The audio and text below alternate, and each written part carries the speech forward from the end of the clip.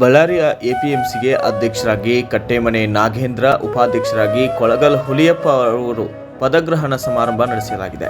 ಇನ್ನು ಬಳ್ಳಾರಿಯ ನಗರದ ಎಪಿಎಂಸಿ ಮಾರುಕಟ್ಟೆಯ ಬಳಿ ಇರುವಂತಹ ಕೃಷಿ ಉತ್ಪನ್ನ ಮಾರುಕಟ್ಟೆ ಸಮಿತಿಯ ಕಚೇರಿಯಲ್ಲಿ ನೂತನ ಎಪಿಎಂಸಿ ಅಧ್ಯಕ್ಷರಾಗಿ ಕಟ್ಟೇಮನೆ ನಾಗೇಂದ್ರ ಮತ್ತು ಉಪಾಧ್ಯಕ್ಷರಾಗಿ ಕೊಳಗಲ್ ಹುಲಿಯಪ್ಪ ಅವರು ಪದಗ್ರಹಣ ಮಾಡಿದ್ದಾರೆ. ಈ ಸಮಾರಂಭದಲ್ಲಿ ಬಳ್ಳಾರಿ ನಗರ ಶಾಸಕ ನಾರಾ ಭರತ್ ರೆಡ್ಡಿ ಪದಗ್ರಹಣ ಸಮಾರಂಭದಲ್ಲಿ ಮುಖ್ಯ ಕೇಂದ್ರ ಬಿಂದುಗಳಾಗಿ ಭಾಗಿಯಾಗಿದ್ದರು. ಇನ್ನು ನಂತರ ಪ್ರಮುಖರು, ಮುಖಂಡರು, ಅಭಿಮಾನಿಗಳು ಆಗಮಿಸಿ ಅದ್ದೂರಿಯಾಗಿ ಪುಷ್ಪಮಾಲೆಗಳನ್ನು ಹೂಗುಚ್ಛ ನೀಡಿ ಪೇಟ ಧರಿಸುವ ಮೂಲಕ ಸನ್ಮಾನಿಸಿ ಶುಭವನ್ನು ಹಾರೈಸಿದ್ದಾರೆ.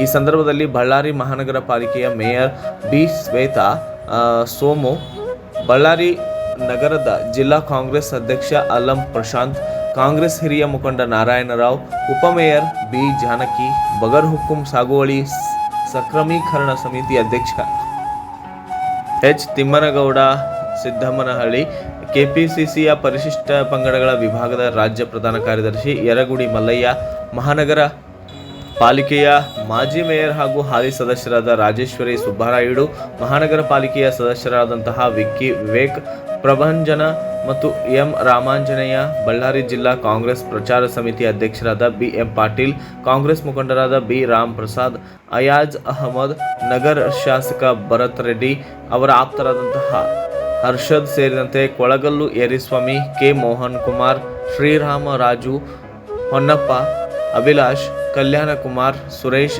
ಅಲಿವೇಲು, ಕಿಸಾನ್ ಕಾಂಗ್ರೆಸ್ ಅಧ್ಯಕ್ಷ ಮಾನ್ಯಂ ಶ್ರೀಧರ್ ಸೇರಿದಂತೆ ಮುಂತಾದವರು ಹಾಜರಿದ್ದರು.